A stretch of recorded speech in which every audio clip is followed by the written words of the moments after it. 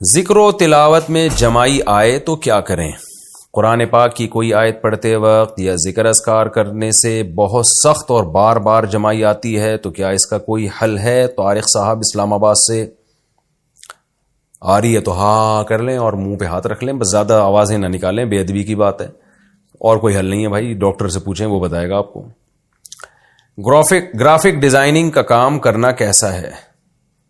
اچھا یہ مسئلہ پہلے جمائی والا پوچھا تھا طارق صاحب نے اسلام آباد سے. گرافک ڈیزائننگ کا کام کرنا کیسا ہے؟ گرافک ڈیزائننگ کرنا کیسا ہے اور اس سے پیسے کمانا کیسا ہے؟ جو آن لائن کام کرتے ہیں کیا وہ سب کرنا درست ہے؟ طارق صاحب اسلام آباد سے. گرافک ڈیزائننگ میں بس کوئی ایسی چیز بنانا جو غیر شرعی ہو وہ جائز نہیں ہے. شرابوں کی بوتلوں کی تصویریں نہ بنائیں، آپ لڑکیوں کی تصویریں نہ بنائیں. باقی جائز چیز کی تصویر ہے تو وہ جائز ہے، ناجائز چیز کی ہے گرافک ہے تو وہ ناجائز ہے. باقی فی نفسی ہی یہ کام جائز ہے، اس سے پیسے کمانا بھی جائز ہے. آن لائن کام کے شرعی حکام، جو آن لائن کام کرتے ہیں کیا وہ درست ہے؟ اس میں حلال و حرام کی کیا تفصیل ہے؟ طارق صاحب اسلام آباد سے. دیکھیں آن لائن کام کرنا درست ہے، لیکن اس میں اب آپ نے بہت ہی وسیع سوال پوچھ لیا ہے، اس میں تو پورا لیکچر دیا جا سکتا ہے. آپ اسپیسیفک کچھ پوچھ لیتے ہیں نا کہ یہ طریقہ جائز ہے یا نہیں، تو میرے لیے جواب آسان ہوتا. بہرحال آن لائن ٹریڈنگ میں دو تین چیزوں کا خیال کرنا ضروری ہے. بعض لوگ کیا کرتے ہیں، کسی کی کوئی چیز بکوا رہے ہوتے ہیں آن لائن، تو اس میں یہ شو کرتے ہیں ہماری چیز ہے اور ہم سے خرید لو. وہ بندہ خرید لیتا ہے حالانکہ وہ آپ نے ابھی خریدی نہیں ہوتی، آپ کی ملکیت میں ہی نہیں ہوتی. تو یہ عمل ناجائز ہے. یا تو آپ دو پارٹیوں کے درمیان کمیشن ایجنٹ بنے کہ میں آپ فلاں کی چیز فلاں کو بکوا رہا ہوں اور میں اس میں اتنا کمیشن رکھوں گا. یا آپ سامنے والے کسٹمر سے یہ کہیں کہ یہ پروڈکٹ ہے، یہ تم میں بیچوں گا اتنے کی. بیچ نہیں رہا، بیچوں گا، بتاؤ تمہیں قبول ہے؟ اگر قبول ہے تو میں تمہیں جو ہے نا وہ کہیں سے بھی پرچیز کر کے بیچ دوں گا، میں تمہیں اتنے کی دوں گا، کہیں سے بھی لا کے دوں میں، بس یہ میرا ہیڈیک ہے.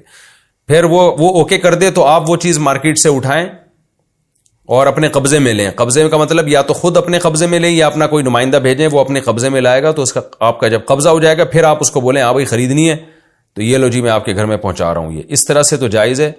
یہ دو طریقے ہیں آن لائن خرید و فروخت کے، ان میں سے کسی کو اختیار کر سکتے ہیں. باقی اسپیسیفک کوئی خاص چیز پوچھنی ہے تو اس کے بارے میں پوچھیں تو میں بتاؤں گا.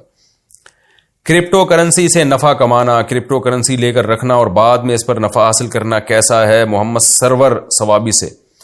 دیکھیں کرپٹو کرنسی بعض چیزیں ایسی ہوتی ہیں علماء اس میں ماہرین سے پوچھ کے ہی رائے دیتے ہیں. کرپٹو کرنسی تو ایک ڈیجیٹل کرنسی ہے نا، یہ نئی چیز ہے، تو ماہرین جو تفصیل بتائیں گے علماء اسی کے مطابق فتویٰ دیں گے.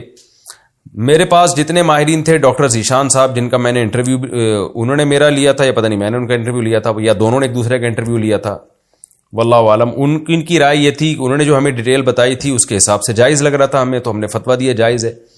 لیکن ایک اور بڑے عالم ہیں، عالم سے میری مراد کرپٹو کرنسی کے ماہر، جو میرے پاس ان کا نمبر بھی ہے، میں نام بھی لے لیتا ہوں، تھوڑا سا آپ لوگ ویٹ کریں.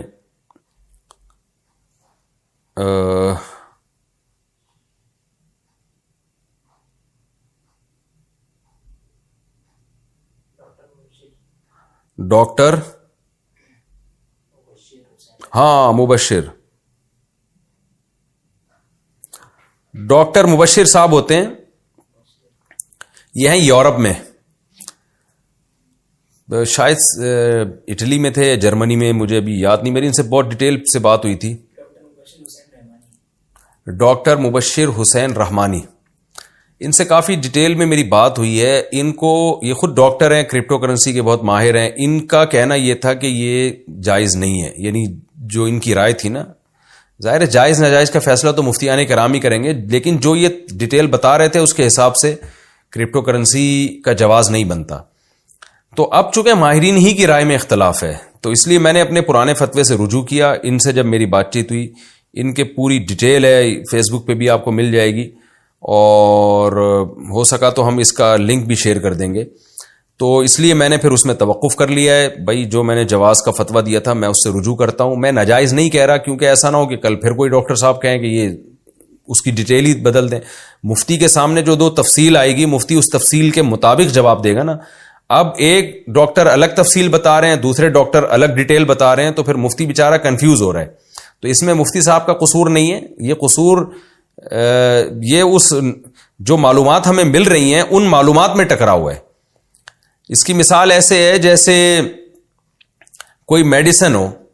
اب لوگ ہم سے اس میڈیسن کے بارے میں پوچھ رہے ہیں کہ یہ دوا حلال ہے یا حرام.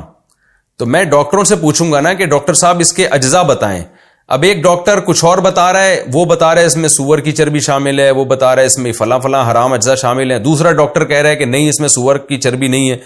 تو مفتی تو کنفیوز ہو جائے گا, وہ کہے گا بھائی ڈاکٹروں کی رائے میں اختلاف ہے کہ اس میں ہے کیا. تو جب ڈاکٹروں کی رائے میں اختلاف ہے تو ہم یہی کہیں گے بھائی ہمیں نہیں پتا اس کے بارے میں. تو اس لیے ماہرین علماء بھی اس بارے میں زیادہ تر نے توقف کیا ہوا ہے, کیونکہ خود جو ماہرین ہیں, جو کرپٹو کرنسی کے ماہرین ہیں, انہی کی رائے میں اختلاف ہو رہا ہے. تو اس لیے جب سے ڈاکٹر مبشر رحمانی صاحب سے میرا رابطہ ہوا ہے, وہ اس فیلڈ کے ماہر ہیں, تو اس لیے میں نے توقف کر لیا بھائی جب تک کوئی چیز نکھر کے سامنے نہیں آئے گی 100% کرپٹو کرنسی کے بارے میں, اس وقت تک ہم توقف کریں گے. جامعۃ الرشید میں بھی جو جامعۃ الرشید کا آفیشیل فتویٰ ہے, دارالعلوم کرنگی کا جو آفیشیل فتویٰ ہے وہ بھی یہی ہے. اگرچہ جامعۃ الرشید ہی میں بعض مفتیان کرام اپنے طور پہ اس کو جائز کہہ رہے ہیں, لیکن جو جامعۃ الرشید یا دارالعلوم کرنگی کا یا دیگر بڑے اداروں کا جو آفیشیل ایک فتویٰ ہے وہ یہی ہے کہ بھائی اس کے بارے میں معلومات ہمیں جو ہے نا وہ کلیئر نہیں ہے, اس لیے سب نے اس میں توقف کیا ہوا ہے اس میں جب تک. اور دیکھیں الحلال ابین والحرام ابین, حدیث میں آتا ہے حلال بھی واضح حرام بھی واضح, اور کچھ چیزیں مشتبہات میں ہیں. تو بہتر یہی ہے کہ جب تک 100% اس کے جائز ہونے کا یقین نہیں ہوتا, مشتبہات میں تو ہے, بہرحال مشتبہات سے بچنا ہی بہرحال بہتر ہے.